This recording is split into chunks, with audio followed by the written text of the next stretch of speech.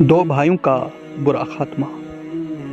حضرت عبداللہ بن احمد موزن رحمۃ اللہ علیہ فرماتے ہیں، میں طواف کعبہ میں مشغول تھا کہ میں نے ایک شخص کو دیکھا کہ وہ غلاف کعبہ سے لپٹ کر ایک ہی دعا کی تکرار کر رہا تھا، یا اللہ عز و جل مجھے دنیا سے مسلمان ہی رخصت کرنا۔ میں نے اس سے پوچھا، اس کے علاوہ کوئی اور دعا کیوں نہیں مانگتے؟ اس نے کہا، میرے دو بھائی تھے، میرا بڑا بھائی ایک عرصے تک مسجد میں بلا معاوضہ اذان دیتا رہا۔ جب اس کی موت کا وقت آیا تو اس نے قرآن پاک مانگا، ہم نے اسے دیا تاکہ اس سے برکتیں حاصل کرے، مگر قرآن شریف ہاتھ میں لے کر وہ کہنے لگا، تم سب گواہ ہو جاؤ کہ میں قرآن کے تمام اعتقادات و احکامات سے بیزاری ظاہر کرتا اور نصرانی عیسائی مذہب اختیار کرتا ہوں۔ چنانچہ وہ کفر کی حالت میں مر گیا۔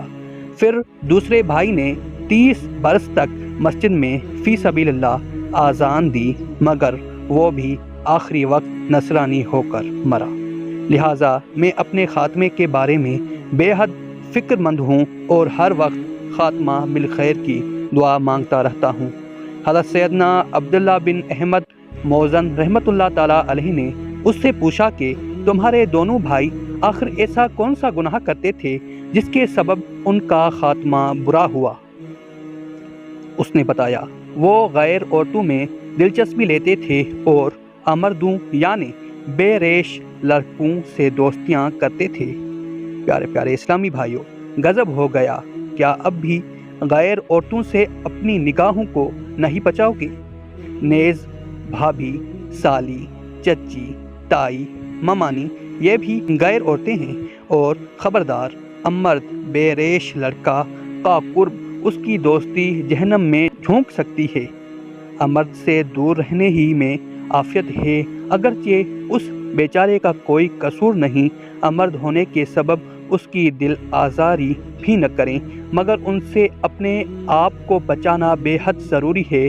ہرگز امرد کو اسکوٹر پر اپنے پیچھے نہ بٹھائیں، نہ خود اس کے پیچھے بیٹھیں کہ آگے ہو یا پیچھے اس کی تپش ہر صورت میں پہنچے گی۔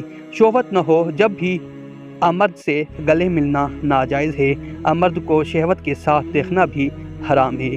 امرد کا بوسہ لینے والے کے لیے 500 سال تک جہنم کا عذاب ہے۔